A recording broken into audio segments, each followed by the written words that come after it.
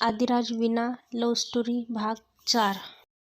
आदिराज विनाच्या मेहंदीमध्ये स्वतःचे नाव शोधतो तेव्हा त्याला त्याचे नाव सापडते व तो त्याच्या नावावर किस करतो व म्हणतो, चला झोपायचं नाही का, रात्र खूप झाली. ती हो म्हणते व उठायला लागते तर आदी विनाचा हात पकडतो व म्हणतो, जान, तयारी आवडली नाही का तुला? विनाला समजत नाही. ती म्हणते, कोणती तयारी? तर आदी तिच्या खांद्यावर हात ठेवतो व बेडकडे बघ नजरेने सांगतो. तर विनाला समजते आदी काय बोलले. तर ती थोडी लाजते. आदी विनाचे दोन्ही हात हातामध्ये घेऊन तिला म्हणतो, विना, तू तयार आहेस ना यासाठी? म्हणजे मला ते ते विना थोडी गालात हसते व त्याला मिठी मारते. आदीला समजते की विना तयार आहे. तर आदी दोन्ही हाताने विनाला अलगद उचलून घेतो व विना पण आदीच्या गळ्यात हात घालते. आदी विनाला बेडवर बसवतो व तिच्या जवळ बसतो आणि आदिराज हळूहळू विनाचा एक एक दागिना काढतो व दागिना काढला की त्या जागेवर किस करतो. हळूहळू विनाचे सर्व दागिने काढून होतात. फक्त विनाच्या गळ्यात छोटं मंगळसूत्र होतं. नंतर आदिराज हळूहळू विनाच्या ओठांकडे जातो व तिला बेभान होऊन किस करत असतो. विना पण आदीला किस करताना प्रतिसाद देते. विनाचा प्रतिसाद आल्यावर आदी विनाच्या ब्लाऊजची दोरी सोडतो व पदराची पिन काढतो. विना पदर पकडते पण आदिराज एका हाताने विनाचा हात हातात घेतो व दुसऱ्या हाताने पदर बाजूला करतो. किस करून झाल्यानंतर आदिराज विनाला बघतो तर विनाचे डोळे बंद असतात. तेव्हा विनाचे उरोज आदिराजला दिसतात व विना तशीच डोळे बंद करून असते. नंतर थोड्या वेळाने काहीच हालचाल नाही म्हणून विना डोळे उघडून बघते तर आदिराज तिला बघत असतो. तर आदी विचारतो, काय झालं विना, तू तयार नाही आहेस का? तर विना हो म्हणते. मग आदी विनाला, डोळे बंद नको करू, मला तुझ्या डोळ्यामध्ये माझ्याविषयी प्रेम बघायचं आहे. नंतर पुन्हा आदिराज विनाला किस करत करत खाली झोपवतो व बेडवरील गुलाबाच्या पाकळ्या विनाच्या अंगावर टाकतो व तोंडाने एक एक गुलाबाची पाकळी उचलतो. आदिराज विनाला नजरेने बघत असतो व शेवटची गुलाबाची पाकळी तो नाभीजवळची उचलतो व विनाला किस करतो. तसेच विनाच्या छातीचा भाग वर उचलला जातो व आदी ते बघून विनाच्या वर येतो व तिथं किस करतो व लव्ह बाईट देतो व काही वेळातच त्यांच्या दोघांच्या कपड्यांचे अडसर दूर होतात व ते एकमेकांचे होऊन जातात. सुरुवातीला विनाला थोडं दुखते पण नंतर आदिराज विनाला खूप लव्ह बाईट देतो व विना तर त्याच्या रंगात रंगून गेलेली असते व प्रेमाचा सर्वोच्च क्षण गाठून आदिराज विनाजवळ झोपतो. आदिराज विना दोघंही एकमेकांच्या मिठीमध्ये खूप वेळ जागी असतात आणि पहाटे पहाटे त्यांना झोप लागते. सकाळी विनाला व आदिराजला खूप उशिरा जाग येते. जवळजवळ 8 वाजलेले असतात. विना गडबडून उठते व आदीला उठवते आणि म्हणते, मला आवरायचं आहे, खूप उशीर झाला आहे, तुम्ही पण उठा. आदी बाथरूममध्ये, मी जाते.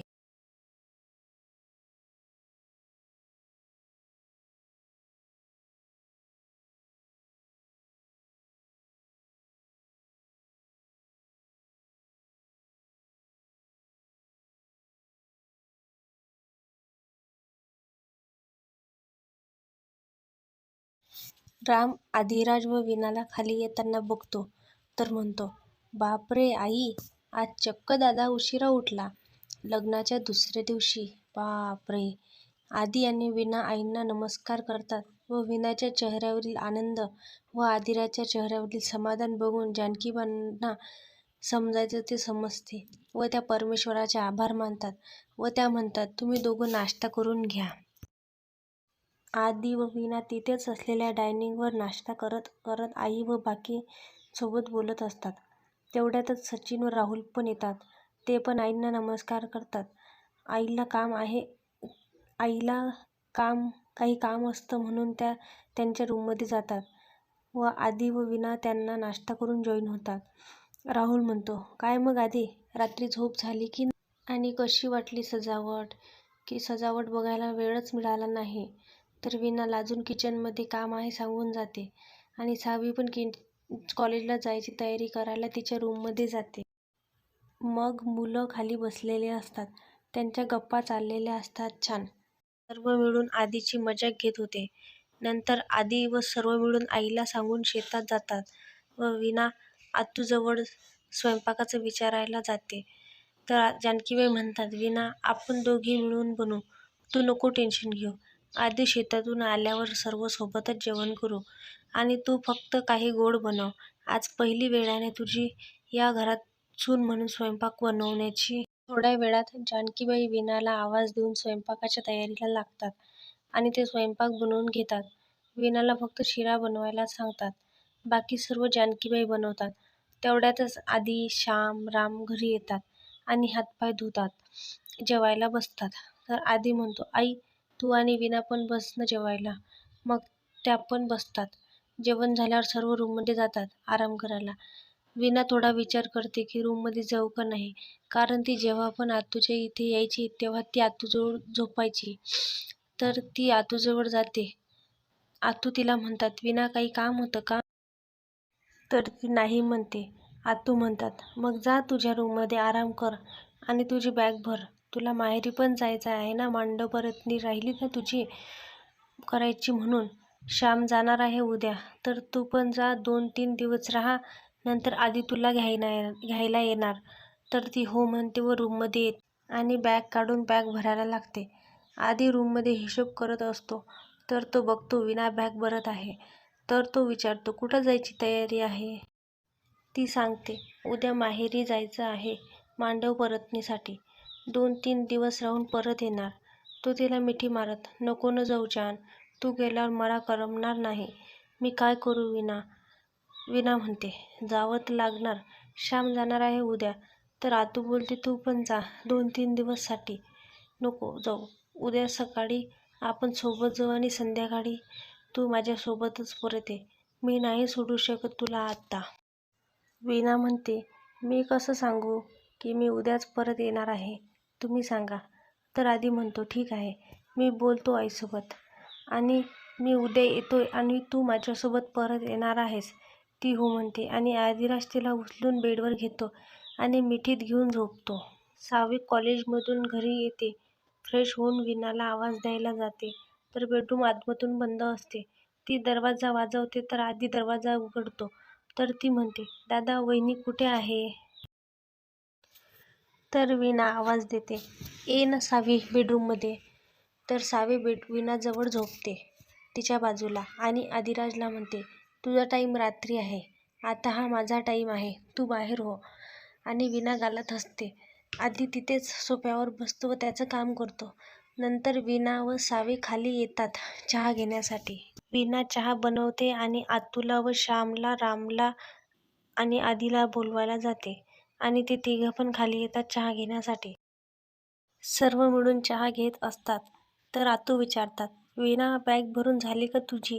तर ती नाही म्हणते आणि ती आदीकडे बघते. आई हे बघतात ते आदिराजला बघते. म्हणून आदी म्हणतो, आई वीणा आणि मी श्याम उद्या सोबत जाऊ आणि मी आणि वीणा उद्या परत येणार रात्री. हे ऐकून सावी, राम आणि श्याम जोरात हसतात. आई म्हणतात, जसं तुम्हाला वाटणार तसं करा. तर राम म्हणतो, दादा वहिनीला सोडून करमत नाही का? एक काम कर ना, मामीला आणि मामाला पण इथंच घेऊन ये आणि श्याम पण इथंच राहणार आणि वहिनी पण जाणार नाही आणि तुला पण करमणार. तर आधी म्हणतो, ठीक आहे, उद्या मामा मामी येतील आणि सर्व हसतात. आणि वीणा संध्याकाळच्या स्वयंपाकाच्या तयारीला लागते. तर सावी पण वीणाला स्वयंपाकाला मदत करत असते आणि सावी म्हणते, वहिनी तुला पण करमत नाही का माझ्या दादाला सोडून? पण बरं आहे, उद्या ये, मला पण नाही करमणार तू गेल्यावर. पण वहिनी एक सांगू, दादांना खूप प्रेम करतो तुझ्यावर. जेव्हापासून तुझं आणि दादाचं लग्न जुळलंय तेव्हापासून तो खूप खुश आहे आणि आता तर विचारायलाच नको, त्याच्या चेहऱ्यावरच दिसते की तो किती खुश आहे. तर आणि थँक्यू. सावी तिच्या कॉलेजमधल्या काही गोष्टी वीणाला सांगते आणि संध्याकाळचं जेवण आटोपल्यानंतर वीणा बेडरूममध्ये येते. आदी म्हणतो वीणाला, वीणा उद्या मामाला मामीला घेऊन येऊ आपण सोबत, पण मी आता तुला सोडून नाही राहू शकत. आणि तुला काय वाटते? वीणा म्हणते, मी पण तुम्हाला सोडून नाही राहू शकत. आधी तसंच कप तिच्या कपाळावर किस करतो आणि जेवायला खाली येतो. सर्वजण जेवण करतात आणि नंतर संध्याकाळी राऊंड मारायला जातात. आधी जानकीबाईंना सांगतो, आई मी उद्या मामाला व मामीला आणणार आहे इथं, तर श्याम तू पण थांब. जानकीबाई म्हणतात, वीणा तुला पण नाही जायचं का? तर वीणा म्हणते, नाही. त्या खूप खुश होतात त्यांना बघून. नंतर खूप रात्र होते आणि वीणाला पण झोप येत असते. तर वीणा आधी सर्वच घरी येतात आणि झोपायला जातात. आज पण आदिराज वीणावर खूप प्रेमाचा पाऊस करतो. दोघं पण खूप खुश असतात. एकमेकांच्या मिठीत झोपलेले असतात. आज वीणा लवकर उठते, आंघोळ करून खाली येते, अंगण झाडून रांगोळी काढून पूजा करून नाश्त्याची तयारी करत असते. तर जानकीबाई येतात व तिला म्हणतात, वीणा उठली पण तू? ती हो म्हणते आणि तिच्या मागे आदी पण उठून येतो. नंतर श्याम सावी पण येतात. नाश्ता करून आदी व वीणा तयारी करायला जातात, कारण त्यांना मांडव परतण्यासाठी जायचं असते.